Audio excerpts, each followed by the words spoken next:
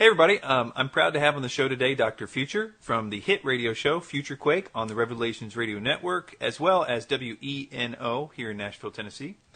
Dr. Future and I were both speakers at the Last Days Conference this year in Nashville, and the talk that he did there was probably one of the most discussed talks among the audience as well as the presenters, and we all thought it was just fascinating information and really top-notch research, which Dr. Future is famous for, I guess is probably better. So today we're going to go over that information for you as well that we're not able to attend the conference.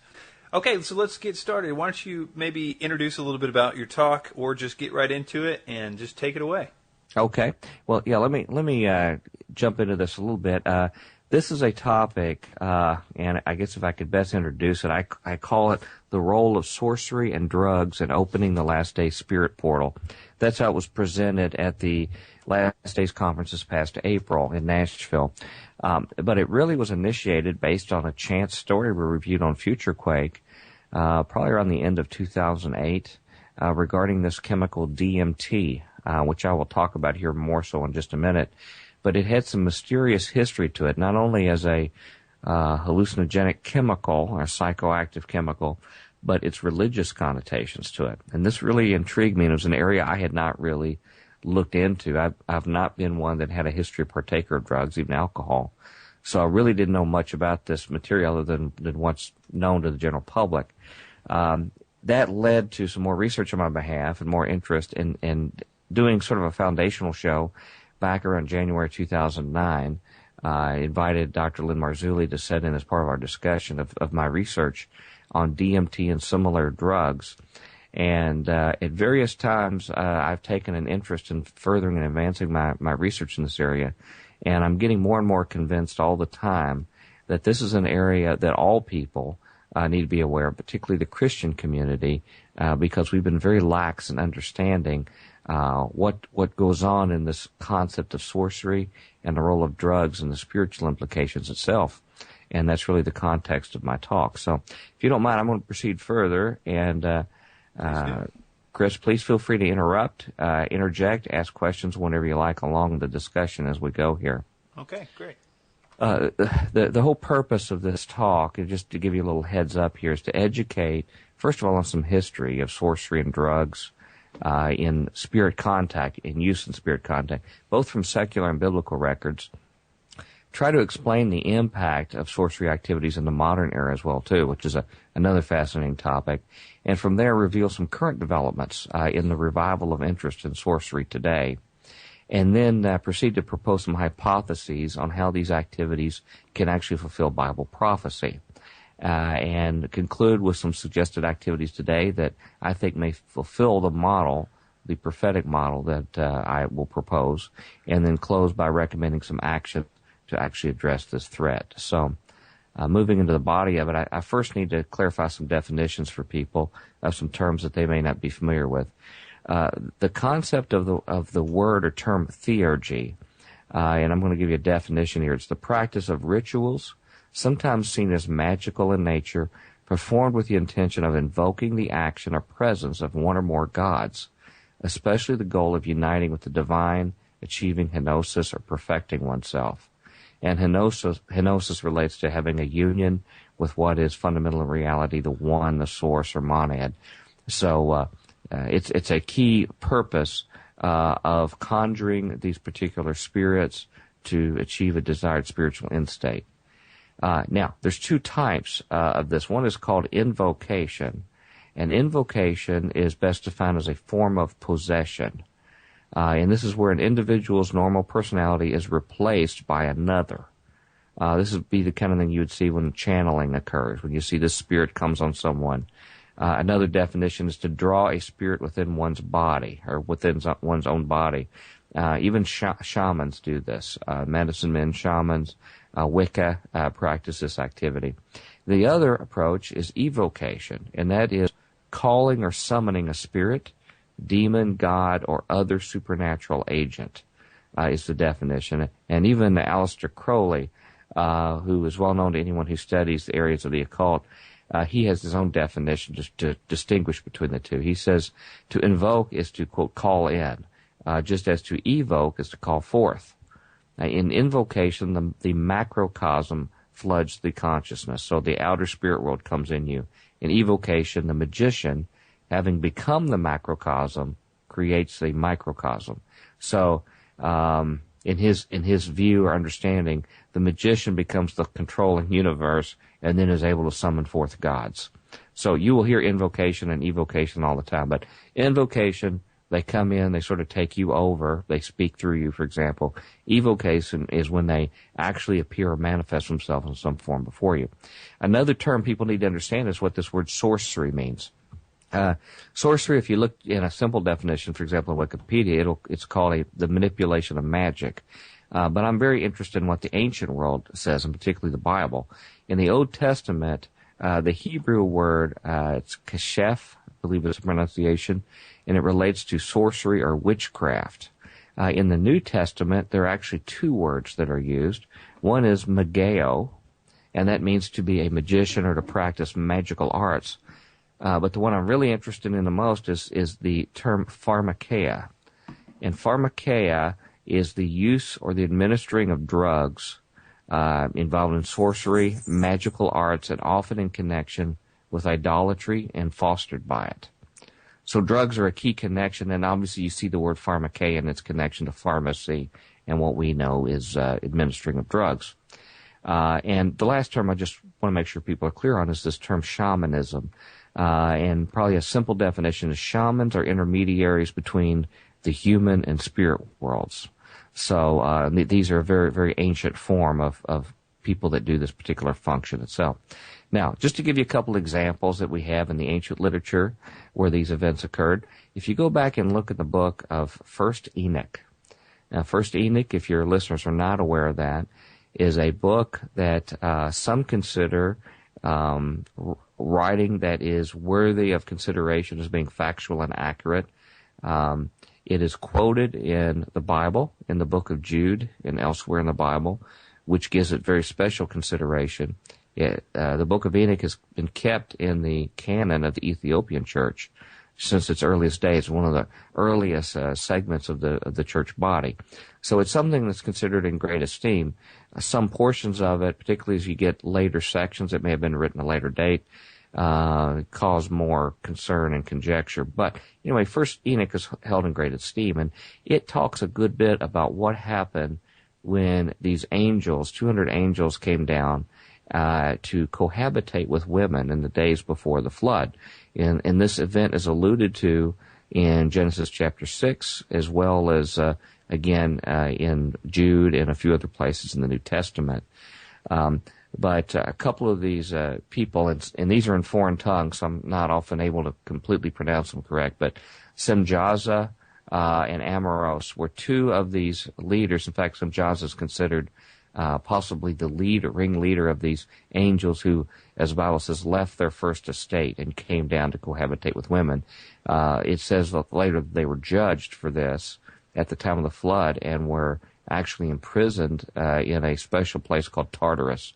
But one of the things that the book of Enoch says that they did was they taught mankind enchantments and root cuttings. Now, enchantments is a key word as used in the Bible because it relates to using this drug-related sorcery, and root cuttings are basically using the kind of things like you associate or connotate with classical witchcraft, where you get these roots and cut them out and make potions and spells and things like this. So it suggests that there was an effort made by the dark forces to take the initiative to contact mankind and to introduce them and teach them these techniques. Now, one of the most venerated godlike characters in all of recorded history is Isis. Isis, the goddess of Egypt, which was a goddess whose worship was continued throughout the Greek and Roman era as well. She was probably the most robust religious figure to maintain support even as new kingdoms came along. She was the goddess of magic, and again followed in Egypt and later in Greece and Rome. In the story, the main story involving Isis is that she was actually married to her brother Osiris. And Osiris was confronted by Seth, or Seth. Seth is the correct term. And in their battle, Seth was able to destroy him and actually cut him up and send him away. And Isis was able to actually use her magic techniques to gain extra power from Ra and others as a means by which to reassemble Osiris and basically rescue him from the underworld of death. So she was able to get him from underground in the underworld, bring him back, and then, of course, helped birth Horus, which was really a reincarnation, according to the mythology of Osiris itself. But it's key to remember that these were brother and sister figures who were also had this relationship, and also that she took the initiative to rescue him from the underworld and release him. Now, she has temples at places like Delos, which actually where the temples for Artemis and Apollo are. And if you study the literature, you will find that her image, her attributes are actually associated with Artemis and a few other mythological figures that have, in essence, the same description. Another one, and by the way, Artemis and Apollo that I mentioned, in like manner, are brother and sister figures as well. Hecate is another mythological figure from the ancient days. She was the Greco-Roman goddess of magic and witches.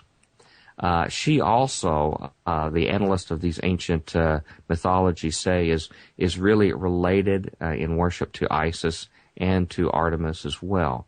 But she was a clear-cut goddess that was associated with witchcraft, magic, and similar things we'll see here in just a moment.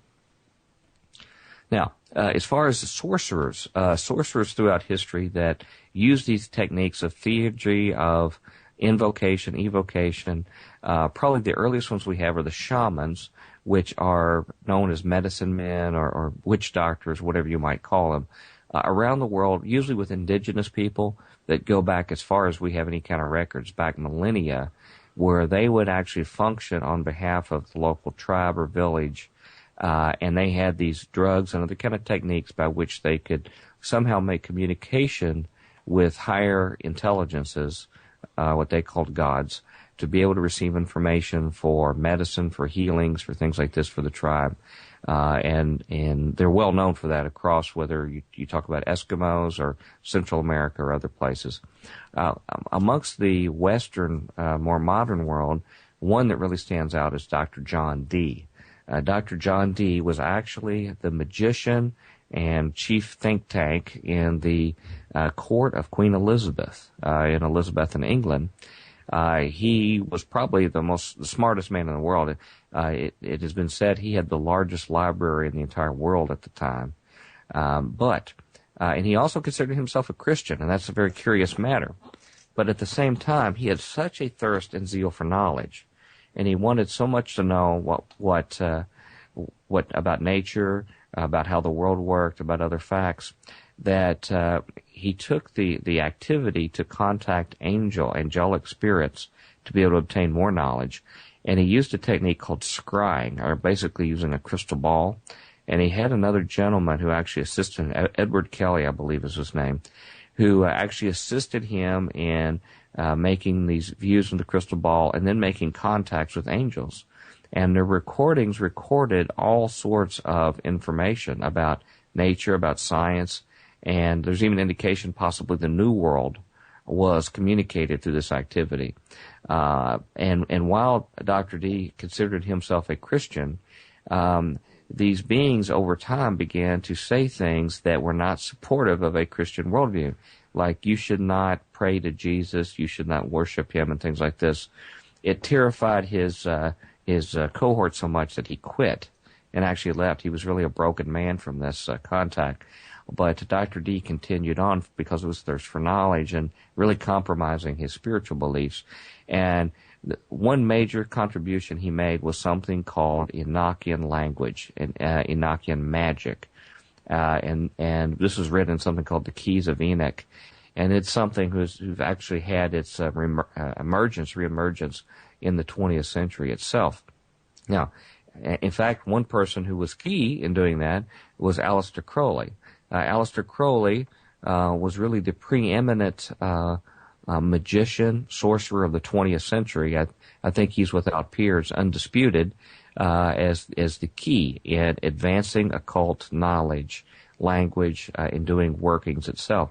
It's very curious that his deity encounters that he claimed to have in the presence of other people first was from a homosexual experience that he had, and went right into a particular experience.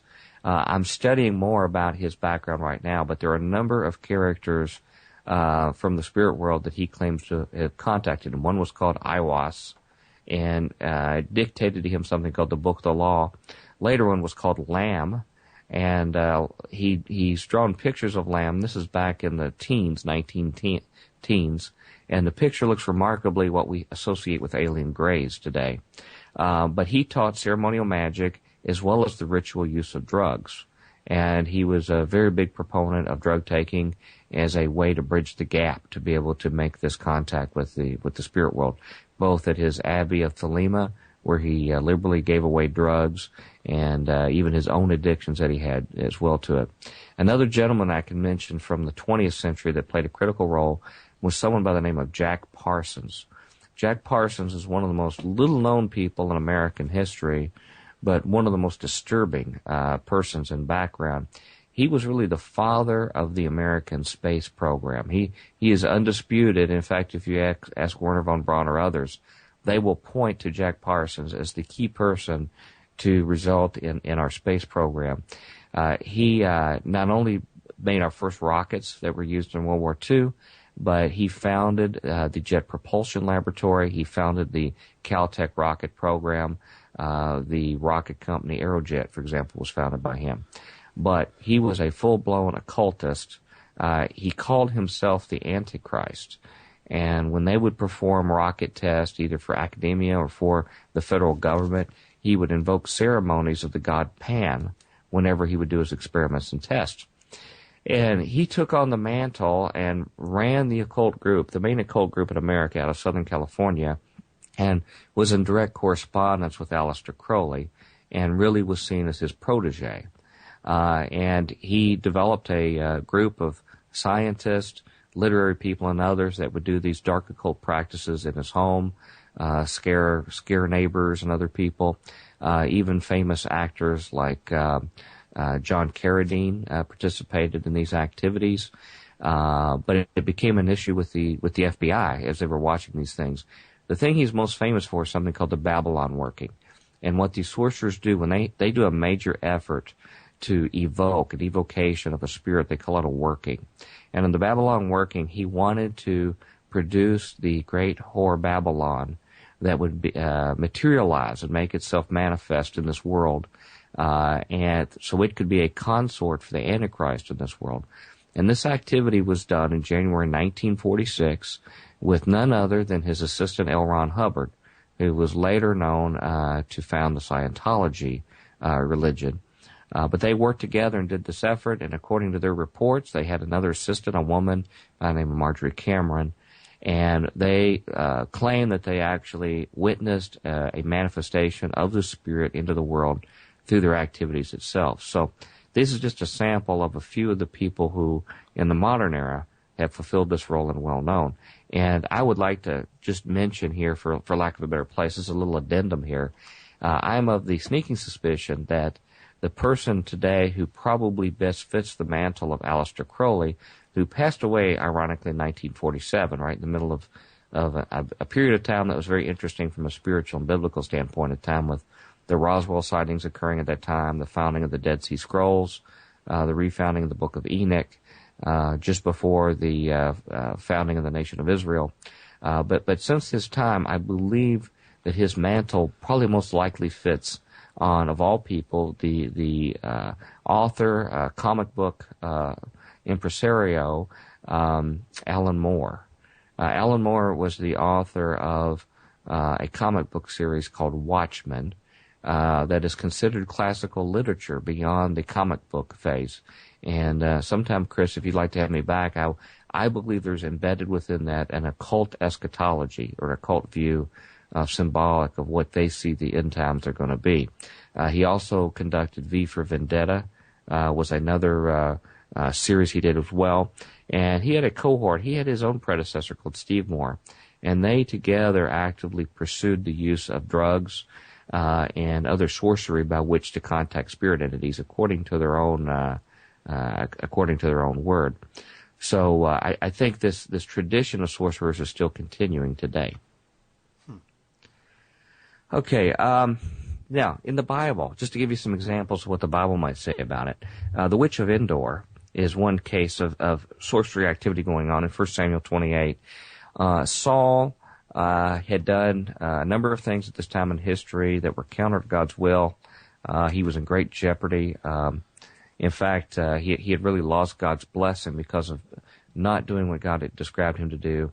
At the same time, he had lost his main associate, the priest Samuel, who was really his main advisor from God, and he felt totally helpless. He was in desperate distress, and had to seek out someone who could attempt to contact a dead Samuel to get advice about an upcoming battle. He had already chased the sorcerers out of Israel, as he was instructed to do, so they had to go find another one just outside the area at Endor to use. And so when they used her services, she says at the process when this was ongoing, she saw gods coming up from out of the earth. And that was the thing she saw. And in reasons that I can't fully explain what happened, for some reason it appears that she was permitted to bring forth Samuel for a special purpose. And this purpose was to send a message to Saul that he was doomed and that his life would be taken from him in this upcoming battle. But this process occurred, and in fact it seemed as if even she was startled at his appearance and suddenly realized that Saul was in her presence, who had disguised himself. So that was a sort of a classic event of a sorcery event. Then we have a character in the New Testament by the name of Simon the Sorcerer. Simon the Sorcerer, at the time of the book of Acts, had an entire town spellbound by his sorceries. They were pretty much entirely under his will. However, to some extent, he had succumbed to the message of the gospel.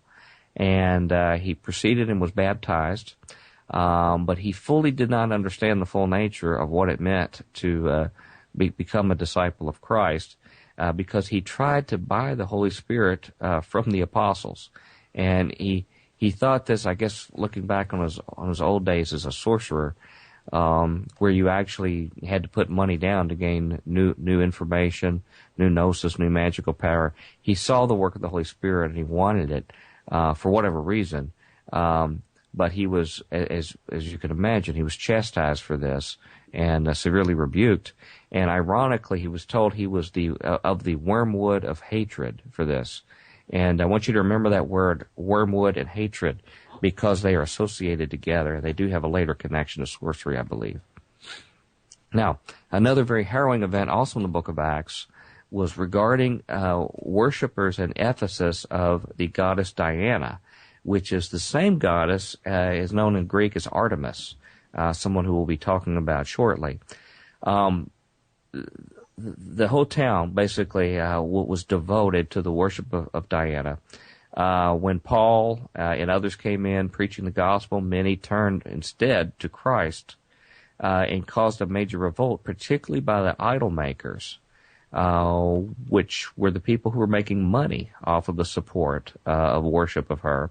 And they brought the people there into a citywide chaos of wrath. The word wrath is used there, thymos, which is described from that passage as a passion, angry heat, glow ardor, wine of passion, which either drives the drinker mad or kills him with its strength.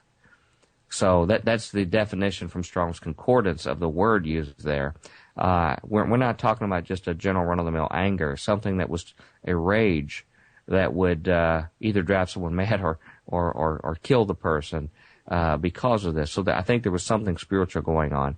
And those in your audience who are familiar with Pastor Russ Dizdar and his discussion about an upcoming Black Awakening where massive numbers of people are going to have possibly submerged demonic personalities called forth, have been placed for a future day or hour, their kind of activity of chaos sounds similar to what happens in this passage. And in this discussion of Diana, they mention that an image of her that was in their temple there locally had fallen from heaven. So they had this idea of her being in the heavens and falling down into the temple itself. And I just want to tell your listeners to keep these elements in mind because they're going to be cited again. Later in Revelation 18 is a very, very important passage that many people gloss over, Bible teachers and others.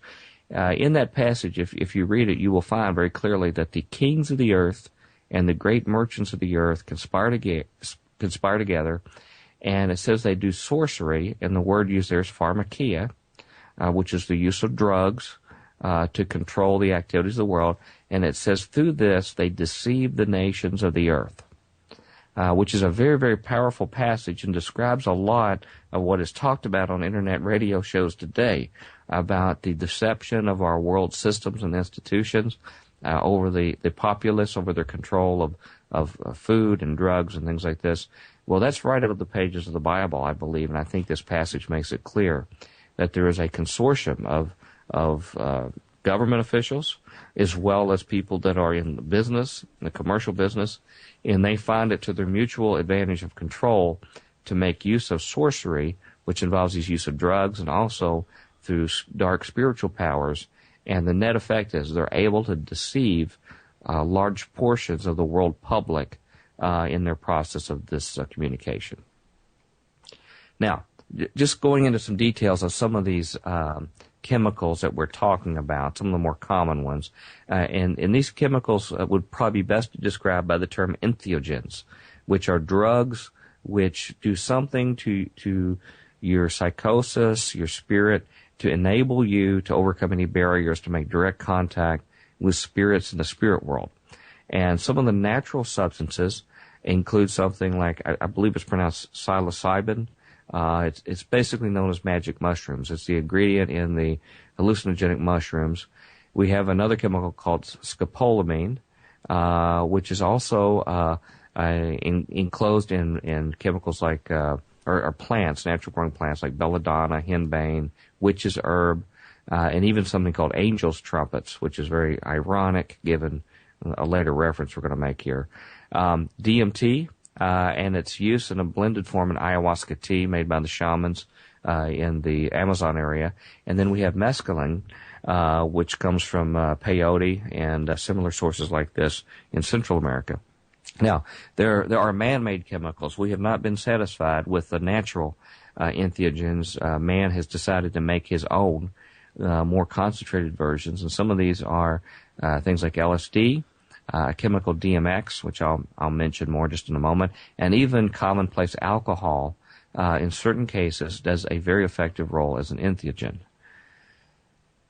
Now, just to comment on two of these, dextromethorphan, or DMX, believe it or not, is just used as the key ingredient in common cough suppressants.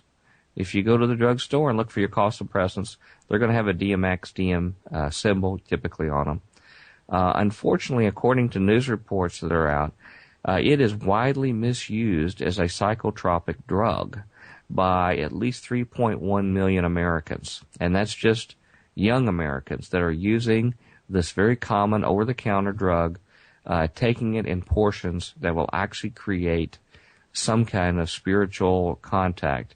And the reports I have said that they have documented entity contacts, out-of-body experiences, and other paranormal events by use of this simple chemical that we have in our own drug cabinets. Now, scopolamine was used actually in early forms of Percodan, and now is being used for various depression drugs right now. So it's a common use for this. It was used by shamans in their burundanga plants, plant where they used it for their contact with the spirit. It is now considered, its usage is a virtual epidemic in Colombia, in similar places right now, and it's actually been used as a robbery device where people will be slipped this drug and actually be robbed or have other things done to them without their memory, where they lose their memory of it.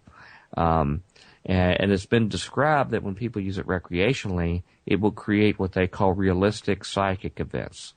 So not just a simple hallucination of my head deceived me on what I saw, but something much more realistic. And this particular chemical has traditionally been used by witches and sorcerers to see their gods. So these kind of key roots and plants, like we referred to, that the early angels taught mankind, has been used since then, this information preserved for them to make their spirit contacts as well. Now, what I'd like to focus on a little bit is one called dimethyltryptamine, or better known DMT. DMT is present and naturally occurring in plants in the Amazon basin area. It's very popular with shamans in that area, and they make it in something called ayahuasca tea, and this maximizes the effectiveness in it. Now, this particular chemical is made in various parts of the body. Some have theorized that it's actually produced in the human pineal gland, which we'll speak about in just a moment. But in any case, it's made within the body. Unfortunately, or fortunately, however you see it, there are other enzymes that are actually in your gastrointestinal tract that will actually quickly dissipate its presence in the body. And these are called, I believe, monoamine oxidase enzymes, or MAO. And what happens is you need to take something called an MAOI, or MAO inhibitor chemical, that will actually stop these enzymes from breaking it down. And that's, in fact, what is put in ayahuasca tea. The other ingredients that are added do this MAOI function of inhibiting the breakdown of it and allow it to go through your body and your brain for even a multi-hour mystical experience. And DMT is one particular chemical that has earned a reputation for very reliable contact with the spirit world. Virtual 100% incidence of a deep spirit contact with taking the chemical, and usually within seconds for many cases such as intravenous use. Just to give you one example of what a DMT experience would be like, there was a National Geographic magazine columnist that went to the Amazon to, quote, experience DMT and take it along with the shamans in this ayahuasca tea. And she had stated in the article that she basically was an atheist, so she had a lot of skepticism about these spiritual aspects. But what happened was, when she actually took it in their little circle where they pass it around and take it, she said she experienced, and this is just a summary, she was falling down this deep chasm or abyss, and surrounded by souls that were crying out to her, that were reaching out with their arms and crying out and asking, pleading for help, that she would get them out of where they were stuck or kept. And she landed in the bottom of this pit and saw 3 thrones that were enthroned with figures on them, and she was absolutely terrified for her life. She could sense the evil and hate, and they said that you are doomed here, you'll never leave, there is no hope, there's no way out of here. And one of the curious things about this particular drug, unlike just a garden variety hallucinogen, is that communal experiences seem to be possible with this drug, where people experience a common reality. And according to her narrative there, a couple other people who were more experienced that had taken the drug actually intervened in her incidents and brought her out of this particular event. And it's very interesting that having a reputable group like National Geographic actually published this, and someone who really was not promoting the drug per se, but she makes some pretty far-out claims that, for example, that as soon as that incident was over, she began throwing up and threw up something that appeared to be a black snake in the bowl where she was throwing up and things like this. So these are experiences that are really unparalleled, even amongst other hallucinogenic drugs. But one of the key studies with DMT that really caused a lot of attention, and this is one that really got my attention in this whole subject area, was a study that was done by Dr. Rick Strassman, a psychiatrist, a clinical psychiatrist, back in 1991 at the University of New Mexico, funded by the federal government. They were formal clinical trials in hospital, well-funded, under tightly controlled conditions, and they were documented in a book called DMT, The Spirit Drug, which is a book that's still available. And I reviewed that book, and they screened them out A number of the subjects, for example, had no knowledge of UFOs, any kind of information like this. A few of them were prior drug users, so they could determine if this was like a common trip that they'd had before or something unique. The rest of them were not drug users. So they looked at these various facets.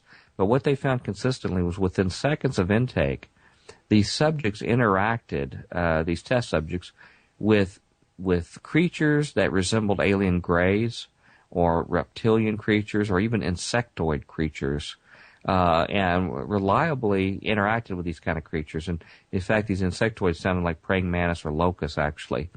While the test subjects were there, they were even being interviewed while they were having this experience. So Dr. Strassman was talking to them and taking notes while they were encountering these entities. And they were aware that they were in two worlds. So they weren't lost out on one and in the other.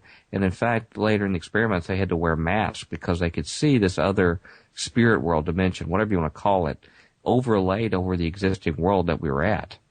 And so they were aware that they were visiting. But everything in their experience said was this was not a trick of the mind, but this was something legitimate. Even the people who had taken drugs in the past said, no, this is actually real. Before I could tell this, it was some escape of my mind, but this was something real, real contact.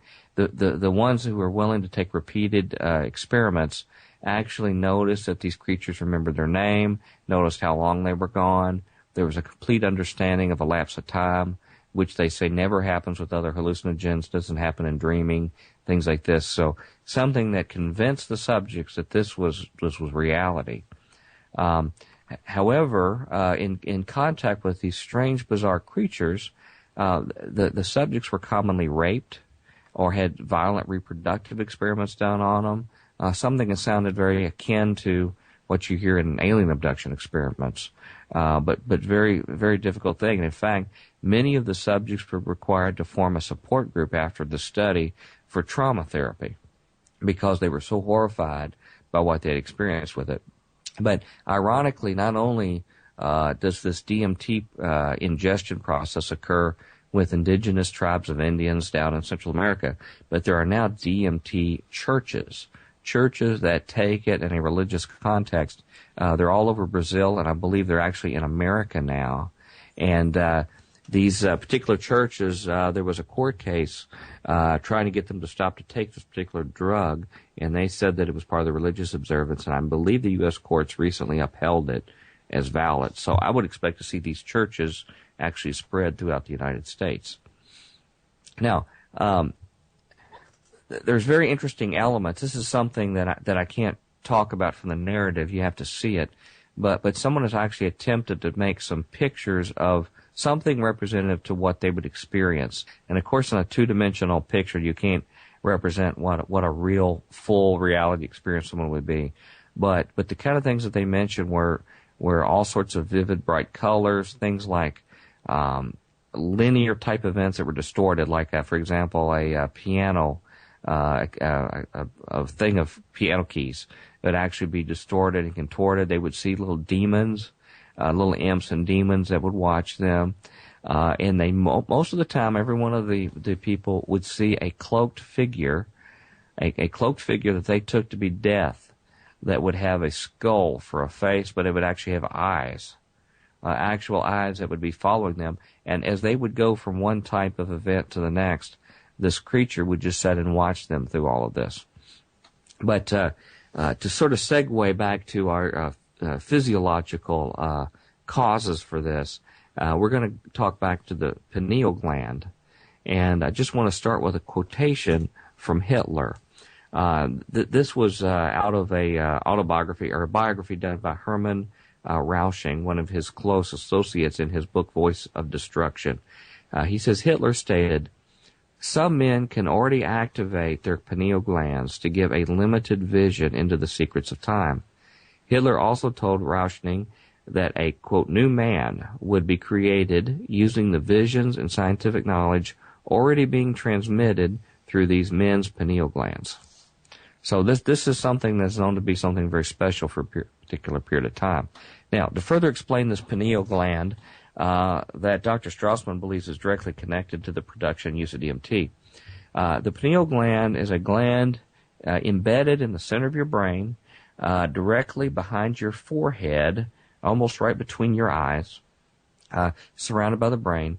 And it's called pineal gland because it is shaped like a little pine cone. Looks just like a pine cone, about 6 to 8 millimeters in diameter, but it's this pine cone shape.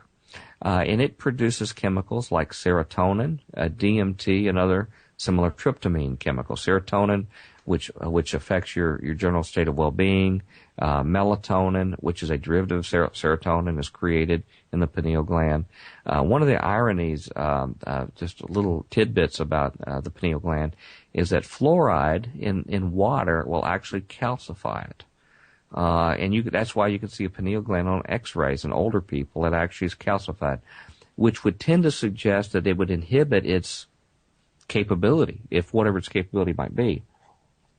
But as it turns out, in additional research I performed in the literature, it turns out fluoride actually assists the DMT and other tryptamine neurotransmitters in accomplishing their task. It allows it direct passage into the cells and into the nerve endings. So fluoride actually has been documented as a beneficial effect in having the pineal gland do what it does. Now, the cells in the pineal gland are the same kind of cells that you find in the retina in your back of your eye. In fact, it's called in some other animals, simple animals, the parietal organ. And the reason why is it functions literally as a third eye. It has light sensitivity. It'll actually transmit information from light, really just like your eye does. Now, it may process it in a different way, but it actually takes light signals, converts it into something for the brain. And so it was considered a third eye in a number of animals, but ours is actually embedded, but it still has those kind of things. So it's considered a sensory organ. The Eastern world has often called it the third eye. So if you hear a New Age teaching about the third eye, and they usually put it right between your forehead, even you'll notice the Eastern world will put that little dot in India right there. It's right in the direction of the pineal gland. So they understand there's something going on there. One interesting author of the early 20th century, H.P. Lovecraft, who was the most prominent occult author, he had a very famous book he wrote, or story called From Beyond. It was later made a movie. But in this story, a machine was built that actually would stimulate people's pineal glands, people who came close to the machine, and would actually use that as a technique to send them into an alternate dimension. And these alternate dimensions were populated by very malevolent beings, so that they could actually harm and even kill people that were there. So he also was one who envisioned technology as a means by which to stimulate this pineal gland and a connection dimensionally. René Descartes, the famous mathematician and philosopher, he thought that the pineal gland was the physical portal to the spirit world. That was the place where everything going on in our body and mind went through that point to connect somehow spiritually with God or whoever.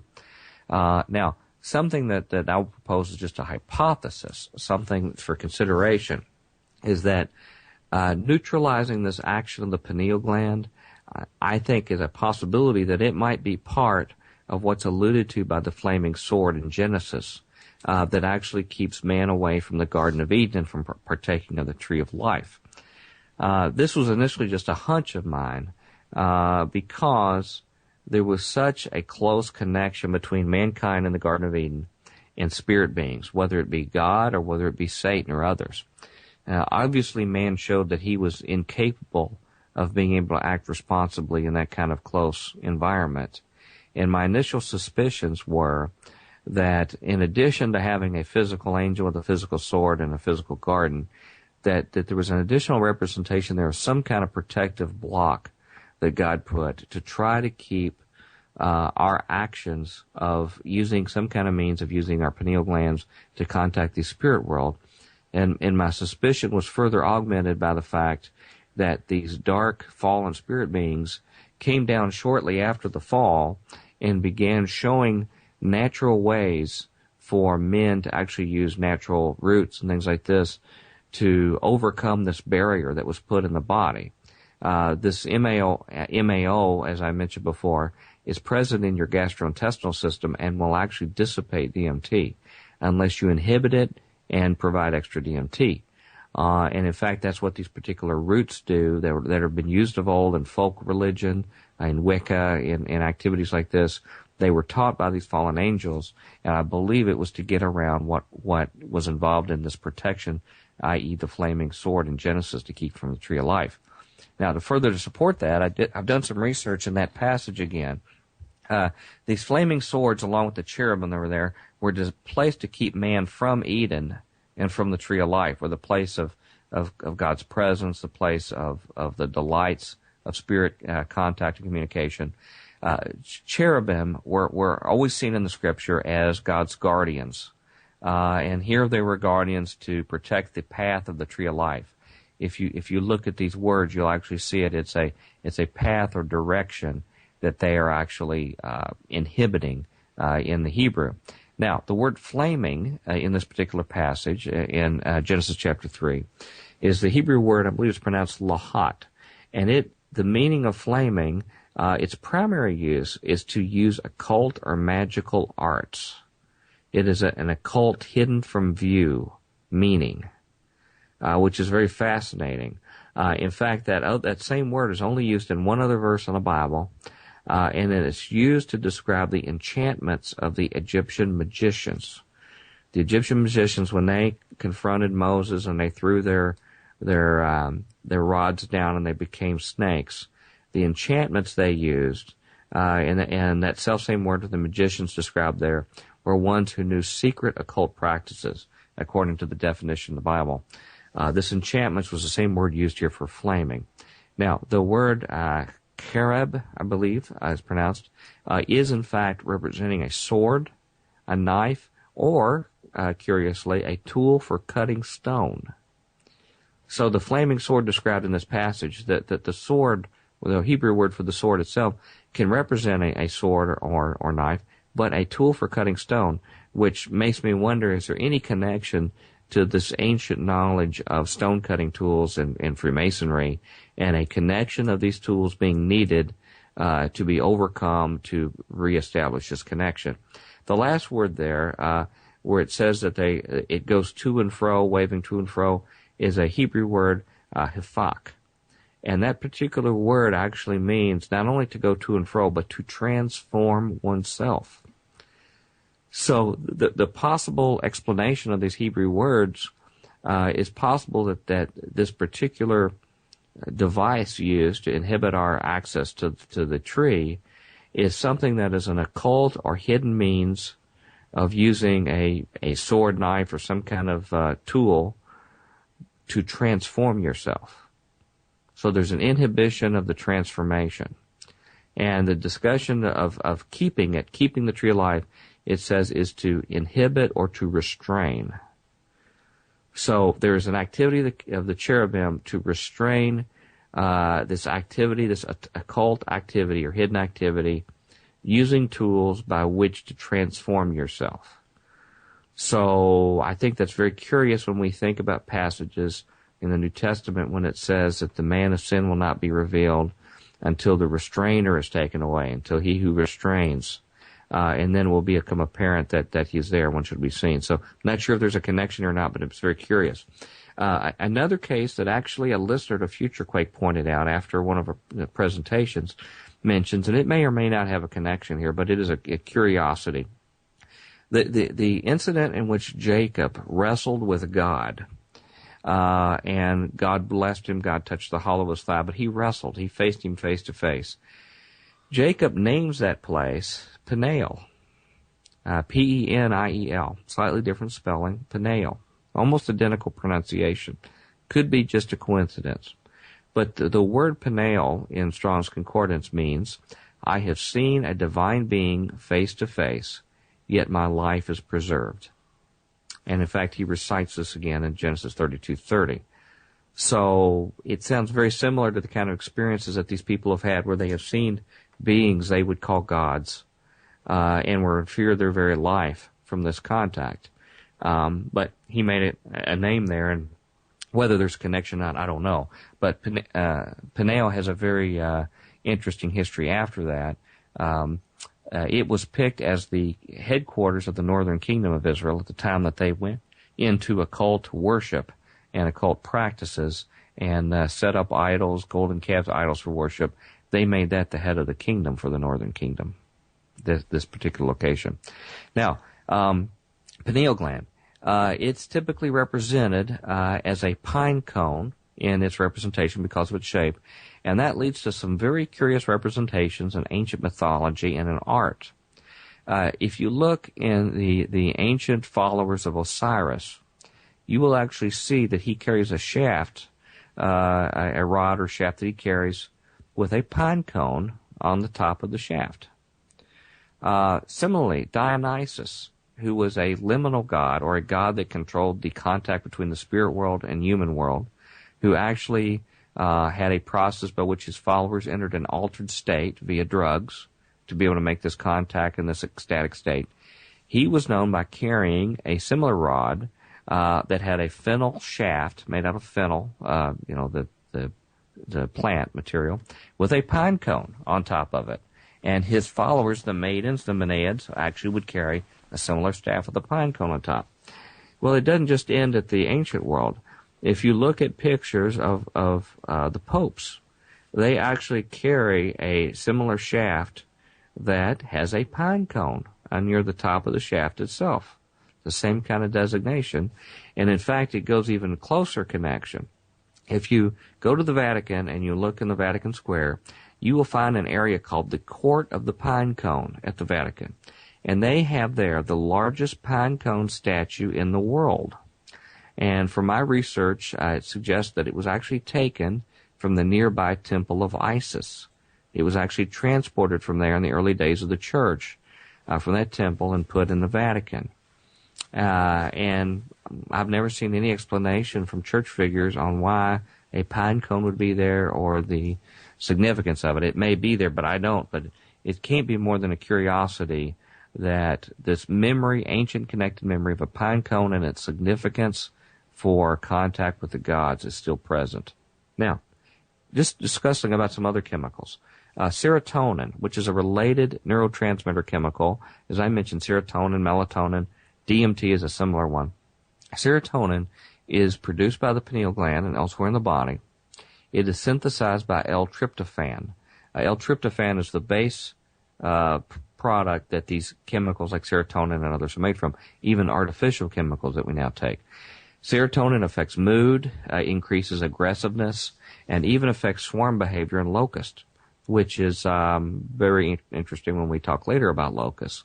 But general aggressiveness in people is a byproduct of its uptake. In fact, it is present in the venom of wasps and stingers to increase pain.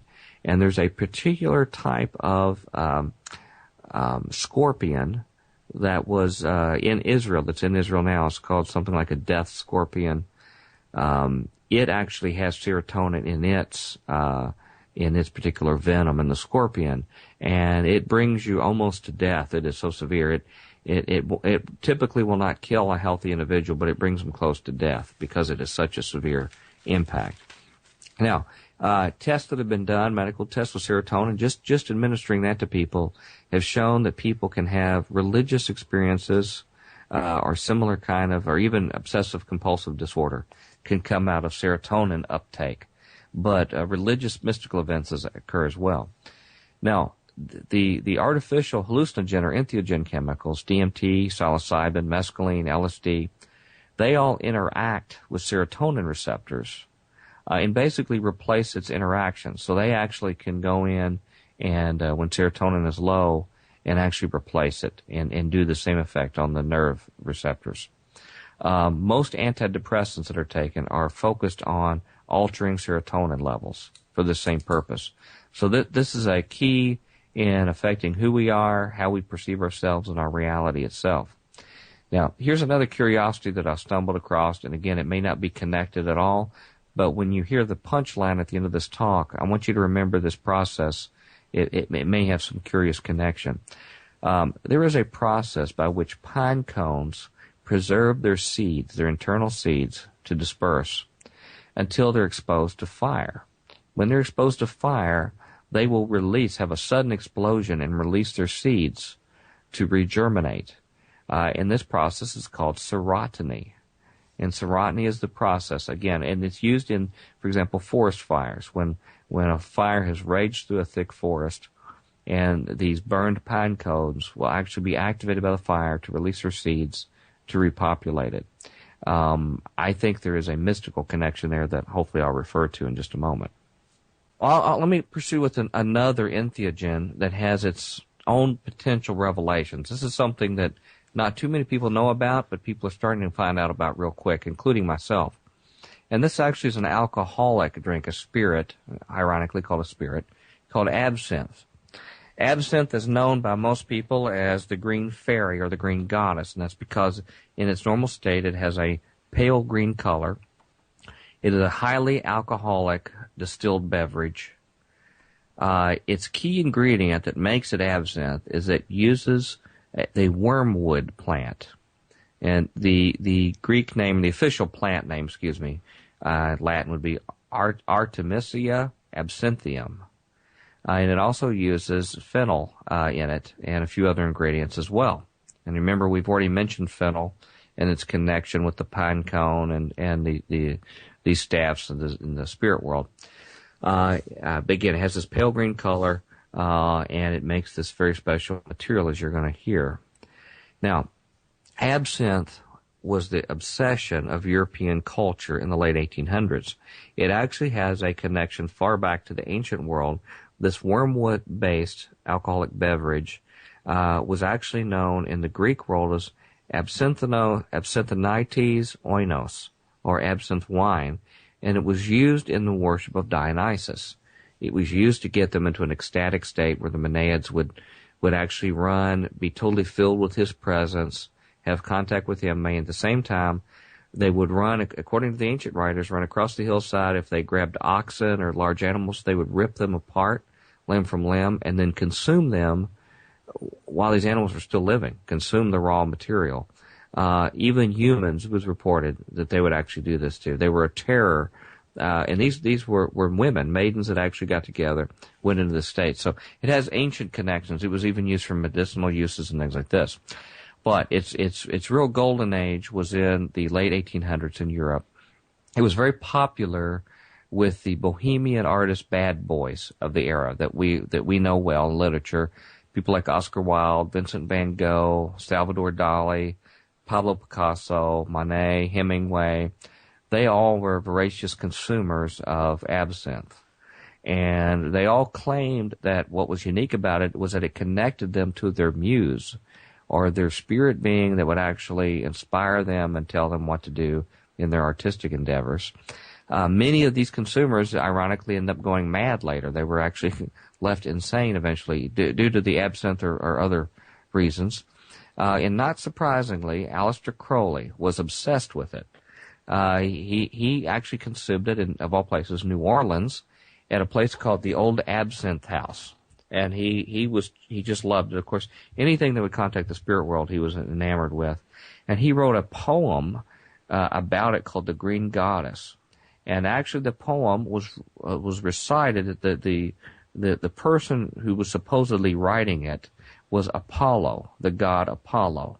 So I want you to remember that Apollo here is appealing to the virtues of the Green Goddess, and keep that in mind.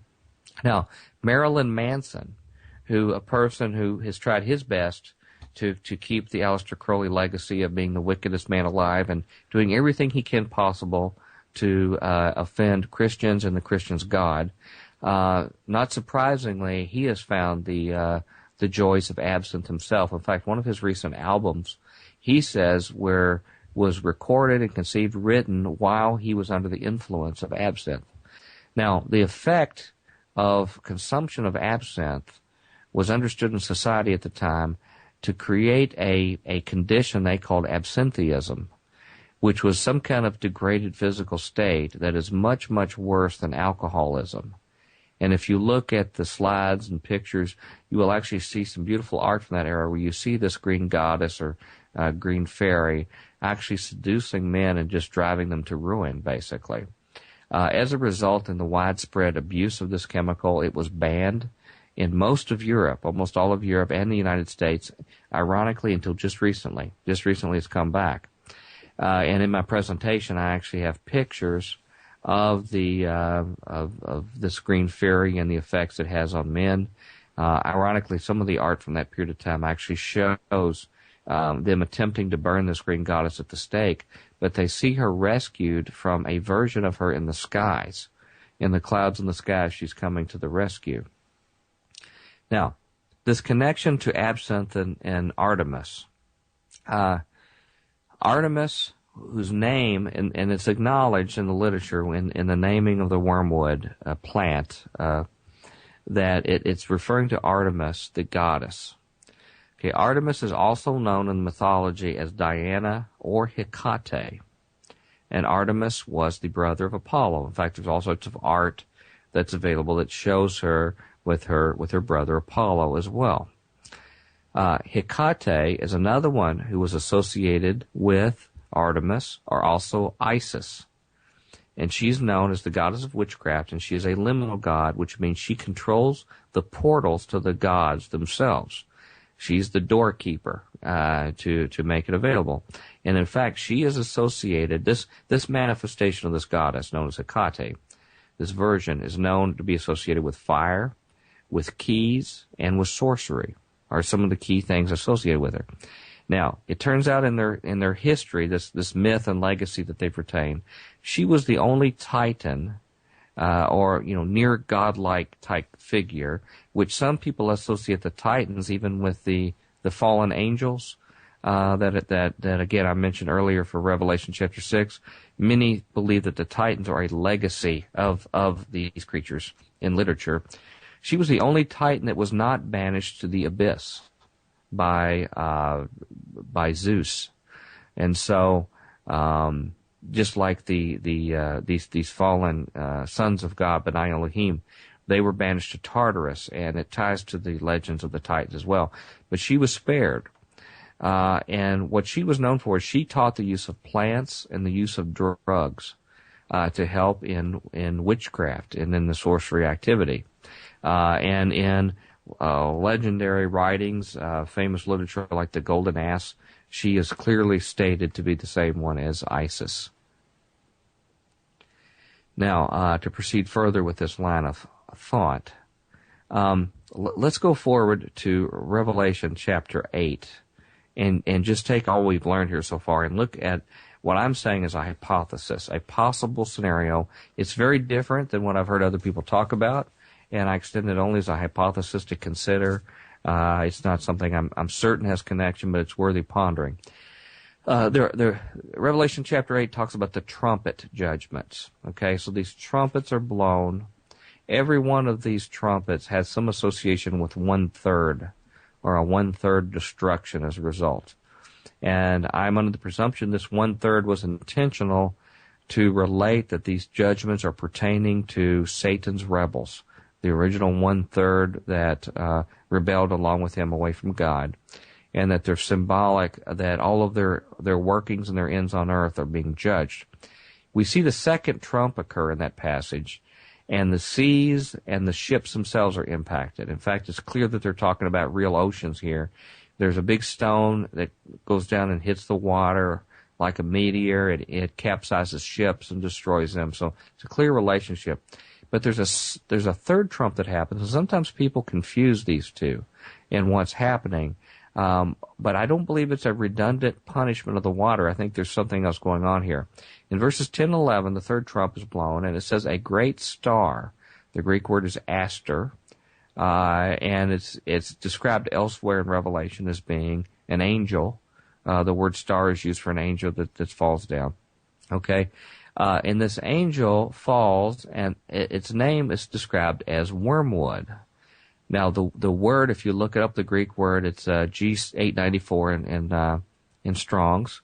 It's absinthion is the name of this particular, what I believe is an angel, wormwood. And in fact, it is a proper name. It says it's a proper name in the Greek, and that it uses a feminine form. Now, I recognize gender can be very tricky in languages, and I'm not a linguist. So I know gender cannot necessarily mean men or women, but it has language uses. But ironically, it mentions this feminine form. And it says it is burning like a lamp or a torch. Now remember these features of these mythological goddesses we've been talking about. They have an association with that. And it says they fall, just like Diana fell to Ephesus. They fall on a third of the rivers and the fountains of waters. Now these waters, the Greek word there used is hydror. And the word hydror, one of the uses of it is many peoples. And in fact, it's described more specifically in Revelation 17, where the same waters are used, and the angel explicitly explains to John that these waters represent peoples, multitudes, and nations and tongues. So I think it's altogether possible that this same word in the same book is meaning the same thing. It actually refers not to liquid water, which was referred to in the second trump, but a representation of these peoples, multitudes, nations, and tongues. As a result of that, in verse 11, it says a third of these waters, or possibly peoples, become wormwood, absinthion. Okay, so they take on, or they invoke this deity, absinthion, or wormwood. And it says as a result, many men died of the waters because they were made bitter. Now again, if we're not looking at physical water here, and this word bitter is actually the Greek word pekano. And pekano means to render angry or indignant. So I see a possibility that you have these followers that have actually taken on the Spirit and become bitter or angry, indignant. And as a result of this effect, many people die because of what happens to those who this wormwood falls on. Also interesting to point out in this passage, in the first trumpet you see trees are burned up. The second trumpet you have seas attacked. The fourth trumpet, you have 1/3 of the sun, moon, and stars, where there's no shining day or night for 1/3. And as it turns out, Diana, Artemis, Hecate, Isis are all goddesses of the forest, seas, sun, and moon. So these are the very elements that are described in these particular set of judgments that refer to the attributes of this goddess itself. And in fact, I'll just mention further that Alan Moore and his protege Steve Moore, who are these well-known literature people of today, they worship the goddess Selene. And it turns out Selene is a moon goddess that is equivalent to Artemis. So we still have this particular worship that still goes on today. Now, the chapter 8 of Revelation ends with this narrative that I just described, and then the beginning of chapter 9 starts with an angel who fell from heaven and who has keys. Now, this angel is described in the King James as being a he, but when you look, I see no evidence of gender in the Greek for the angular description. There's no male or female given, but it has keys to open the abyss, and it releases who? Apollyon, the Hebrew version of Apollo, and locust. So I'm seeing a picture that's actually forming here. I think people can connect the dots from this. I believe that it's possible that this wormwood, for example, the star who's thrown down at the trumpet is the same star who carries these keys forward, particularly since this goddess is associated with carrying keys to the spirit world and to the underworld. So then this Apollo was released, who was the brother of Artemis. So to just solidify the interpretation that I'm leading with this hypothesis would suggest that Artemis / Hecate / Isis, whoever this liminal goddess is, she falls down in fire, as she's described, comes down in fire. She empowers her followers as a result, which is really a satanic knockoff of Pentecost. So they are actually empowering their followers just like the church was initiated at Pentecost. And as a result, there is a massive worldwide human sacrifice, blood sacrifice that ensues with the many people that die. These followers that have had the Spirit come upon them, they become bitter, they become rage, they kill en masse. And as others who study this subject matter say, that there is incredible occult power and strength in sacrifice, particularly human sacrifice. So if this is done on a worldwide scale, it may provide the sufficient power for this abyss to actually be opened and the keys itself. So I would not be surprised if this is done in some kind of semi-ritual process where they'll be released in a type of ritual to do this. in the process of unleashing her brother Apollo, which I would call in the vernacular of Pastor Izdar the ultimate black awakening of humans. Now, in Revelation 9, at the end of this passage, after the abyss opens and these locusts come out, and remember what I said that that serotonin, one of the key chemicals in the pineal gland, actually creates swarm behavior in locusts. And you know these locusts are actually released. And actually it's a key ingredient in their stingers, particularly in these very deadly scorpions in the Middle East. And as we know, we hear that these stingers that they have are stingers like scorpions that attack people for 5 months. And these people, it's almost like they're paralyzed, almost like a sleep paralysis or some kind of alien abduction event where people are frozen and can't move. It says they seek death, but they can't find it because of this terrible venom like from scorpions. And this may add to the torture and the agony of it. But it says after all this is experienced and all of the creatures come out of the abyss and do this to the worldwide population, the Bible says that even then that the people would still not repent of their sorcery, of their murders after all this torment. So there's a connection to sorcery or the practice of rituals to invoke gods, which I think is connected to the events that just occurred that were there, as well as the murders that occurred, which they did on a massive scale. And so it leads me to believe that it's possible that they may have actually personally invoked the falling of wormwood on purpose.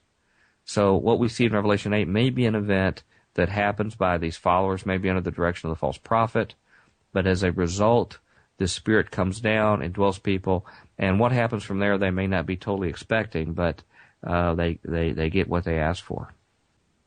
Now, here's a little extra additional information I've come across, and this is just a brief summary. I have a lot more information to discuss some of this. I'll give you one example in current culture, our current society, where some of this information touches us. And this is new information I have out, still checking.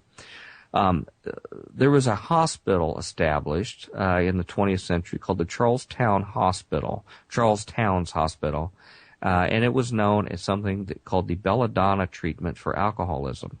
And what happened, there was some mysterious man who approached this person, Charles Towns, who was not a doctor, by the way, and approached him with a mysterious recipe of drugs, natural drugs that be given to people to cure addictions. And they said that it would be certain to make a lot of money.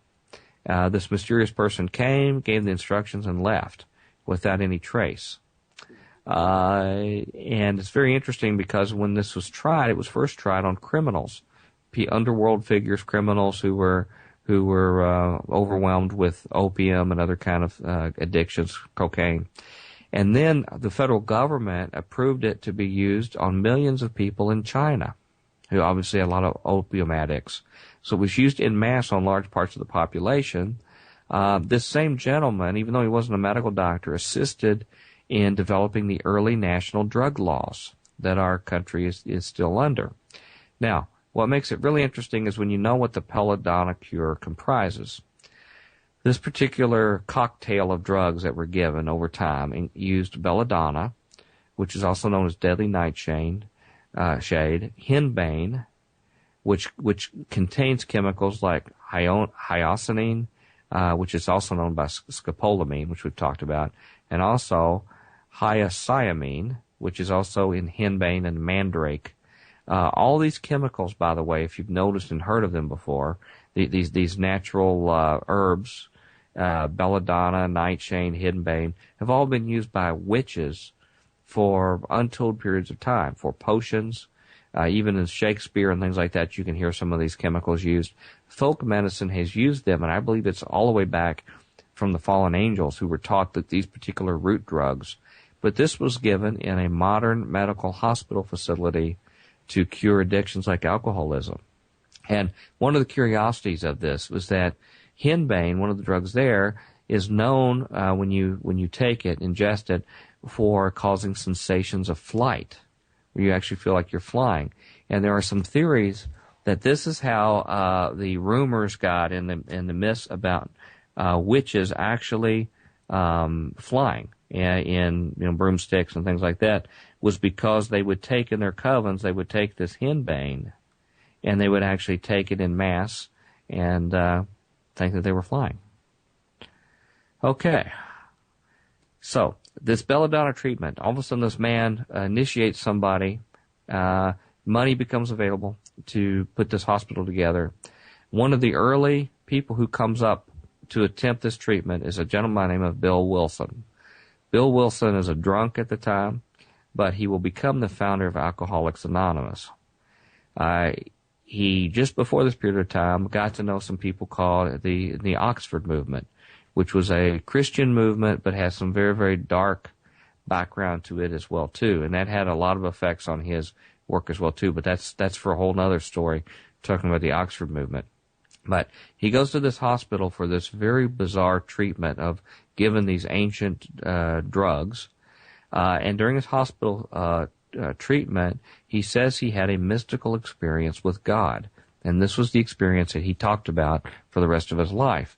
He said he had a sensation of flight, which is obviously from the henbane, and this experience of being set on a mountaintop, and his exclamation was, if this is the God of the preachers, then I accept it, or something to that effect. So he associated that with what he referred to as God or higher power to later state to what he experienced.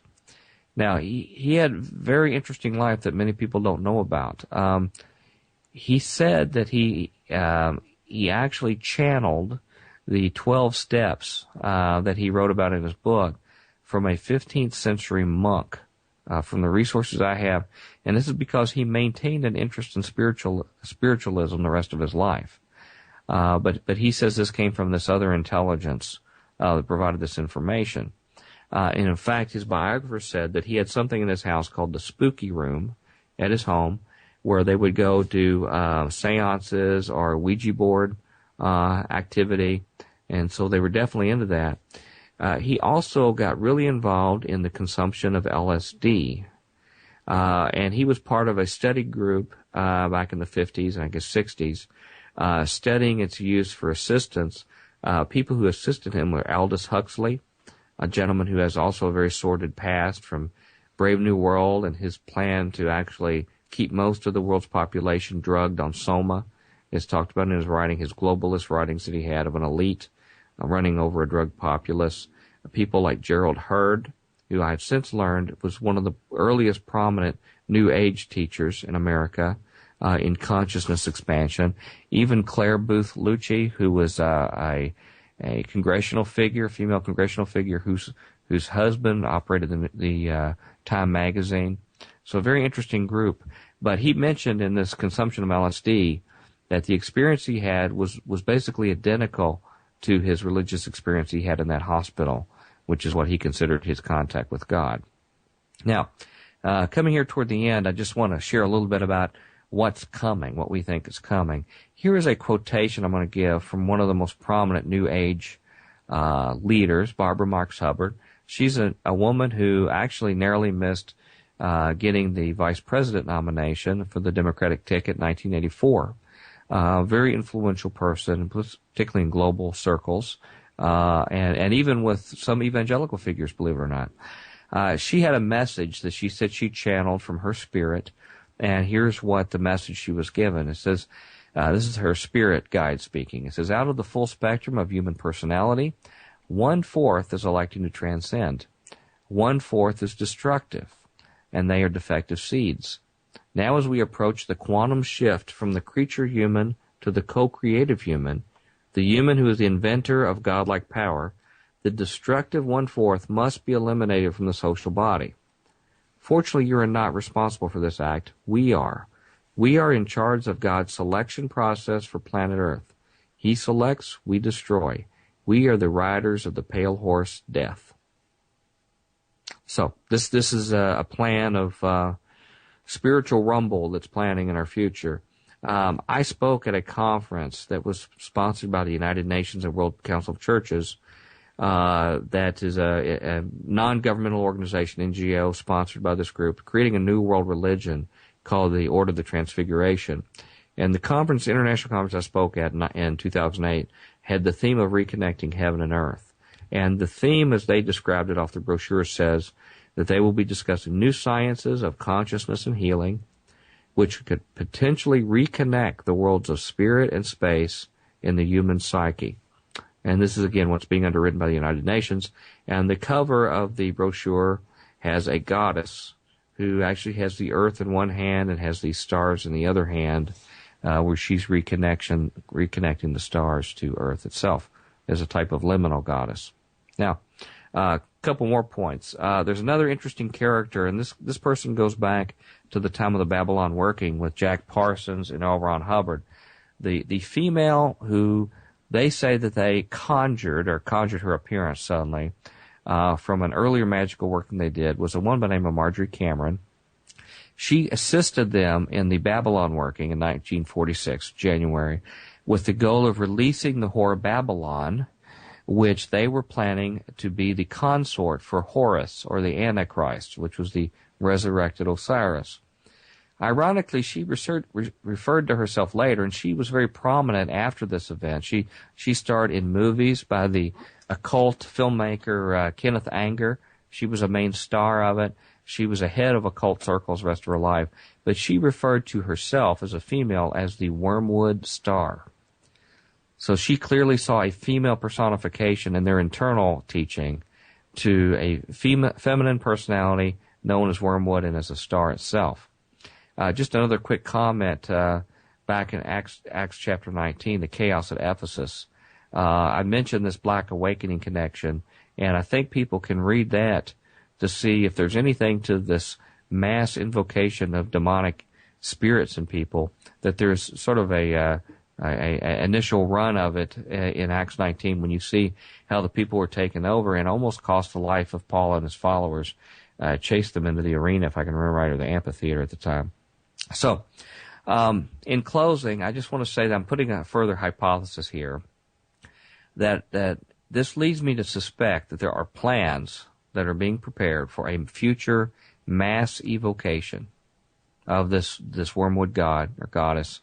And there's three aspects that appear to me from the literature that are required to have a successful mass evocation. The first, it helps to have the use of drugs to chemically assist humans in establishing contact and opening portals to the spirit world, to actually overcome whatever limitations we have, any barriers to overcome them.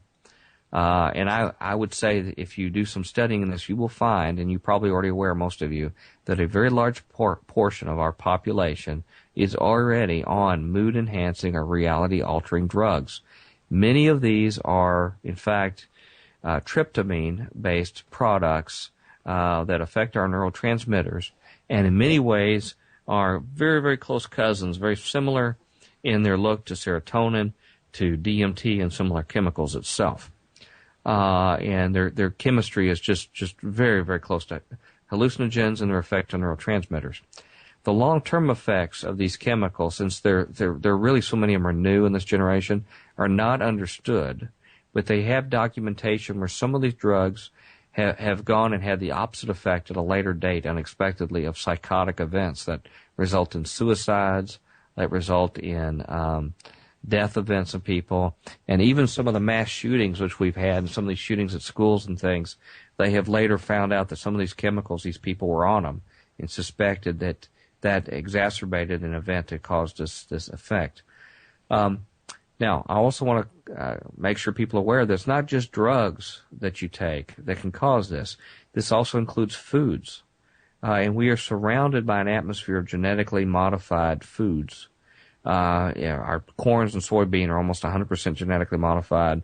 Other drugs or other foods are in this case. Also the water we take. I heard Brother Chris's comment about my water here. Fluoride is in a large portion of the population. And further study, by the way, I did on fluoride shows that it does have an assisting effect. One would think because of this calcification process in the pineal that it actually inhibit its performance. But other literature I found that fluoride chemicals can actually help take these particular drugs and transmit them and get them through to the neurotransmitters. They help facilitate their function. But our prescription drugs right now are probably the most abused drugs for hallucinogenic experiences, or even religious experience, were things that aren't illegal. Sometimes they're prescription, sometimes they're over the counter, but those are being used right now. And to keep an open mind on what we ingest as being possible use for sorcery, I'd just like to remind our listeners that what did Satan offer Eve for her first experience like this, her first mystical experience to be illumined and to know knowledge? It actually was a food. He suggested she eat a particular food, and this would open eyes and help her see good and evil. So it's not just chemicals you take. It can be foods and other things that have this effect. The second leg of the triad for mass evocation are rituals. And rituals are events like you picture for magic spells and activities that occur. My hypothesis and my suggestion is that rituals, the reason why they're a key component to the evocation is they have some kind of effect in focusing faith. That there's some further human limitation in being able to stay focused in the spirit world, and rituals assist humans in being able to stay focused. And that's why the Bible is very, very careful, I believe, about graven images, because graven images can actually serve that function of focusing faith in bad directions. And that's why icons, I think, are a real danger. Any kind of graven images like this that can focus faith, one has to be careful on, because what one might accomplish with it. And I believe these rituals are already going on in our mass media. I think we're already becoming acclimated. In fact, probably leading the charge amongst the media are our movies and our music for doing overt pagan occult rituals in our music with our top artists, in our movies as well too. If you see sneak previews in the movie theater, almost every one of them are about some kind of occult activity, and such activities are ongoing. In fact, we've even gotten young people acclimated through Harry Potter and other things to make this just sort of a normal part of what's going on. But then we have TV. TV is doing the same thing too. I mean, we have video games that actually have these kind of activities.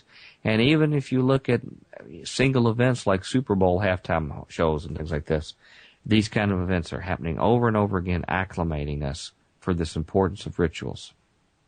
And in fact, I would just go back, just to give you another example, to the early days of Nazism, when they would have these Nuremberg demonstrations. Those were carefully constructed rituals to focus people's faith in Hitler and this ancient belief system that he was selling. And so we're being prepared in a similar form, I believe. Now, the last leg of the triad are willing subjects that are willing to invite the spirit or host. I believe God puts a protective barrier for those who do not want contact with the spirit world.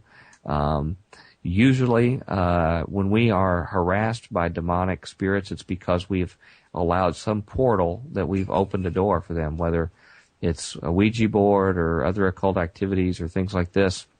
And so they need to get the population more willing to invite these hosts. And I believe that there is a major PR effort, public relations, that have been going on for decades in our society and our media to create sympathy for the devil and for other dark forces.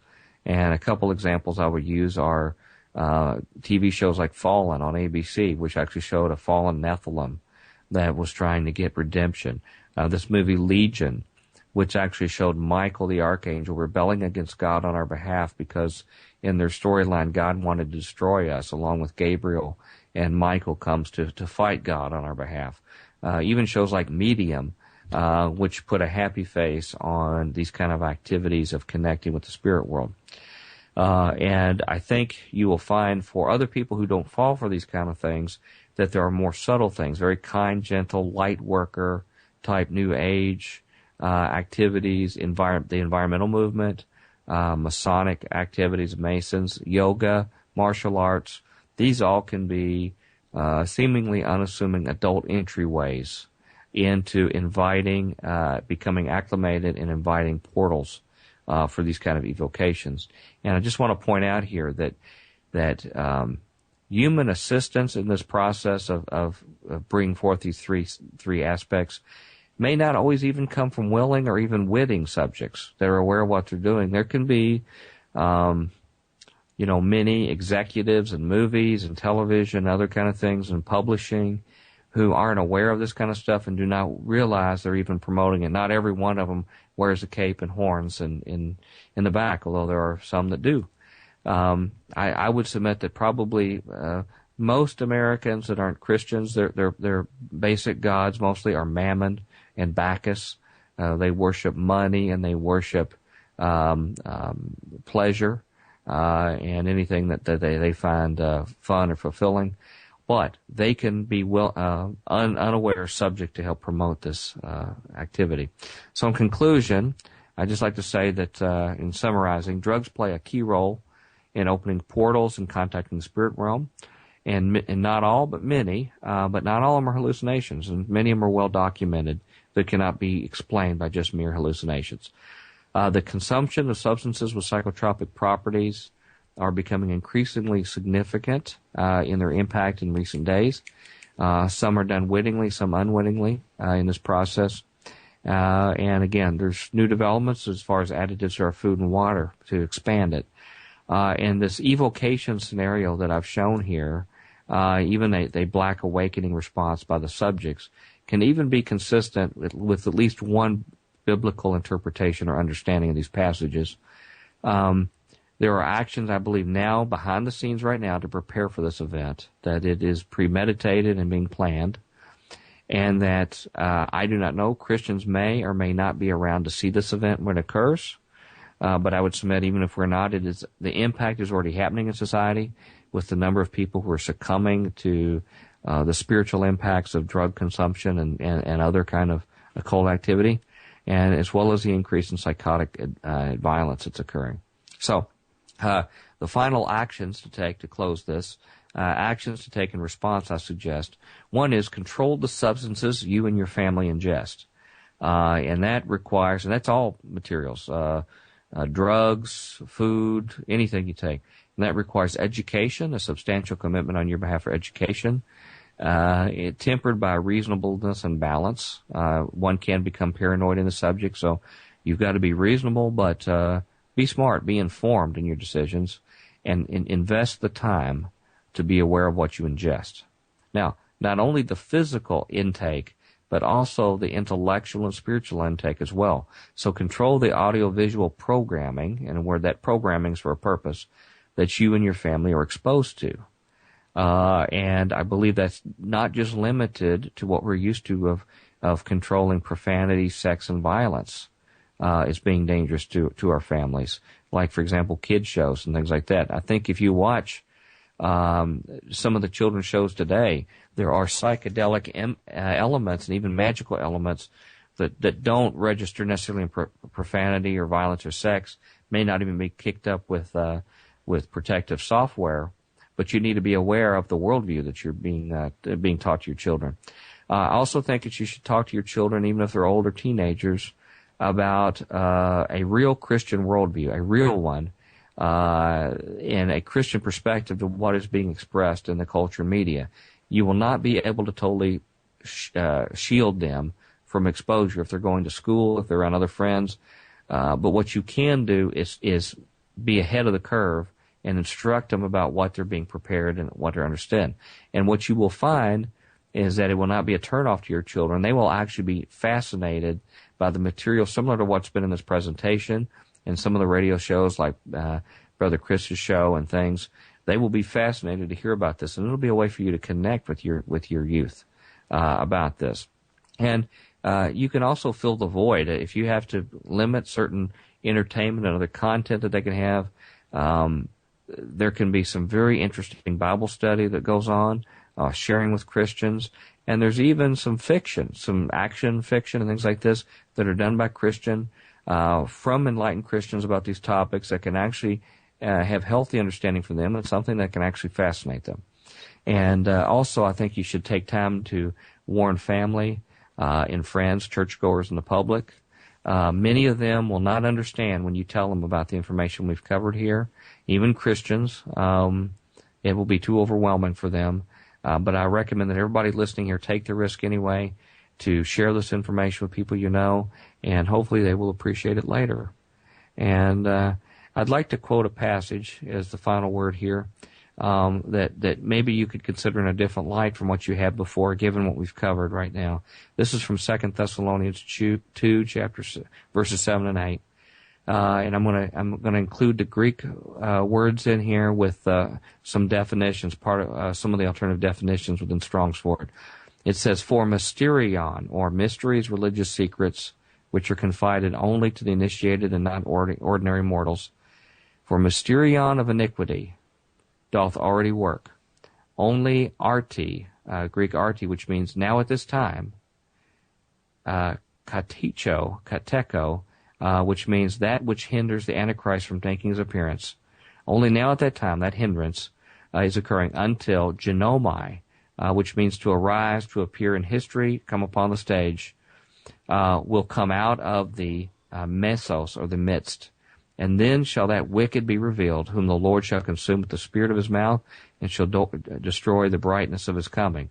So, this passage can be read to say that these mysteries or religious secrets confided only to the initiated, pertaining to iniquity, are already at work, and only now at this time, that which hinders the Antichrist from making his appearance is occurring until it arises, or it appears in history, comes on the world stage, out of our midst. And then the wicked one will be revealed. And I think this is consistent with the discussion narrative we've had today. And that concludes my presentation, Brother Chris, on this information on spirit portals and drugs. All right. Well, it's certainly fascinating, and I really like the new information, too. One question, if you could hit real quick, is what about people with, I know a lot of people will be concerned right now about antidepressants. And they're maybe on them, their children are on them. Without giving any actual medical advice, what would you say to those people? Well, that was a question. As soon as I presented this information, I was deluged with those questions. And actually, I saw a lot of anxiety on people's behalf and panic when they looked at this. And I don't mean to cause anybody undue distress. I'm certainly not a medical doctor.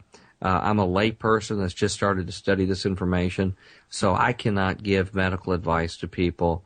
And I would not, being not a medical person, a person who's in the counseling field, be one that I could say that there's never an instance or case where these particular materials serve some purpose. I think that's of some debate in the Christian community if they ever have any purpose at all, but I'm not one to make that decision for other people.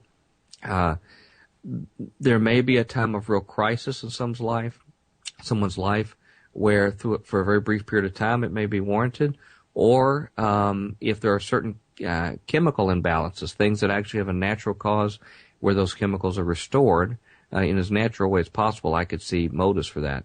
But for myself personally, I am very, very concerned about these particular chemicals. So it's ongoing. But I would suggest you talk with your doctor. But talk if you have a spouse or family members. I would ask them, if I was on something like that and the doctor insisted that I needed to take it, I would ask them to look for other side effects with me.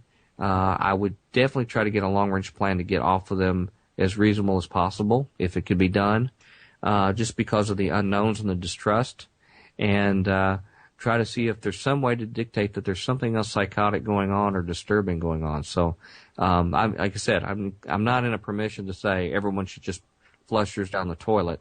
They need to go consult their doctor and their family, but I would be much more cautious if I was our listeners in looking for other effects that they have and really suspect why they are so liberal in prescribing them at first blush versus other means.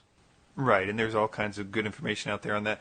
I would agree with you that there's some chemical imbalances. I've seen cases of bipolar, in Christians that are absolutely, totally cured by, proper, medication and things like that.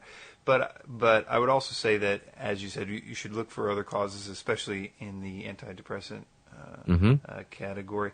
I would also say that it's interesting because people validate them because they work. Let's say their kid is, dramatically improved behavior when they take it. And that sort of validation, or like, hey, now I don't have to deal with that problem, is a really hard thing to not do. Right. Well, I see all this information, but it worked. So, and I would just caution the people out there about that, because I see that same mentality work in the occult world when people say, well, you're saying it's bad, but this stuff works, and Mm-hmm. it validates the rest of it because of the fact that it is doing something. And I see the same thing that leads people into all kinds of different types of the occult world, based on just them seeing results. And I submit that it's kind of like a carrot on the string sort of lure to get them in. Consider if a lot of this stuff was spiritual in nature, maybe not all of it, but a certain percentage was spiritual in nature, and they were watching you give them these drugs, and all that they would have to do from that perspective is to back off for a little bit, and Right. to let them, the individual, the kid, be normal, and let the drug take the credit, and then knowing all the while that it gets them more of an influence in the long run. Well, it's a huge money maker. People don't make big money for taking natural means. It's just like war, and that's why I say you never hear about peace profiteers. It's because there's big money to be made in war, and that's why we have a lot of it. There's big money to be made in taking drugs, as opposed to taking something natural you can get easily or locally, or even spiritual, or other kind of means that are non-chemical related. So, some of the other concerns that you brought up. I've read some stuff in some of the occult literature about when they take their paths. And by the way, I would strongly encourage everyone to stay away from it of any manifestation.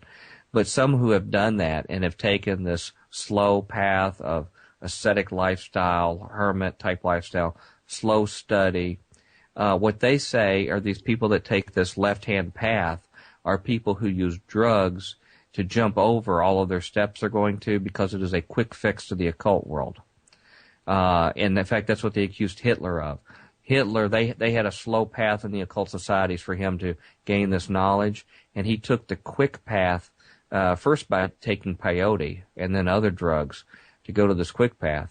And of course, all of that is evil. All of the occult activities apart from God are evil. But even they recognize that drugs were a shortcut, and they're a cheap way to get to a desired state. It may be a cheap emotional state for us, but also it has spiritual implications too. And frankly, nobody knows what the long-term impacts are going to be of this chemical.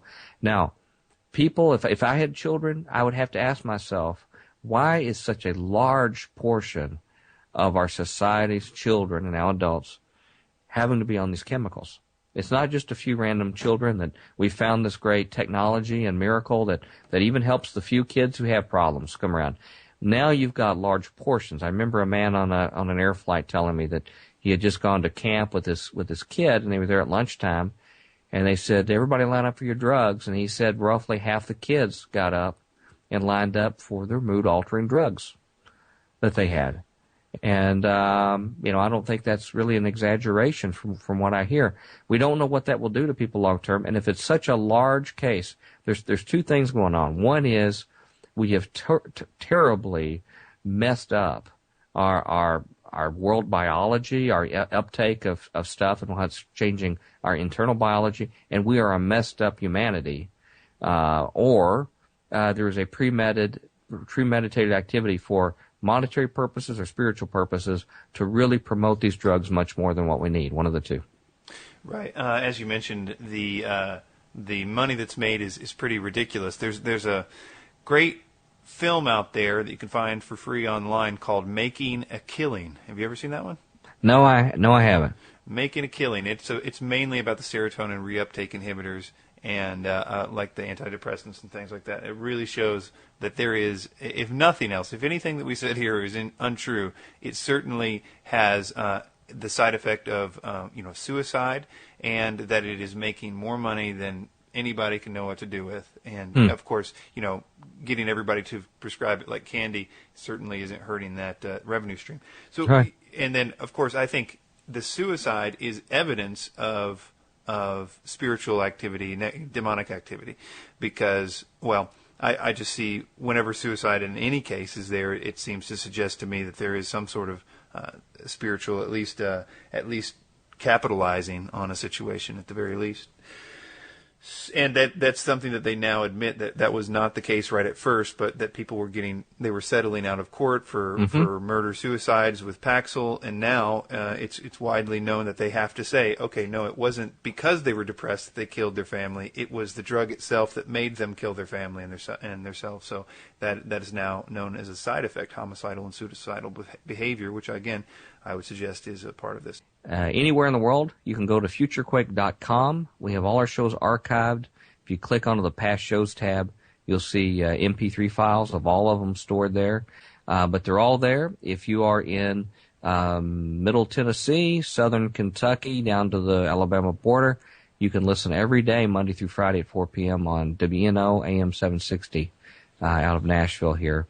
And I would love to meet everybody, and my email address is on the front of futurequake.com, and just let me know what you think about this show. Dr. Future, futurequake.com, thanks so much for being with us. Thank you for the pleasure of being here.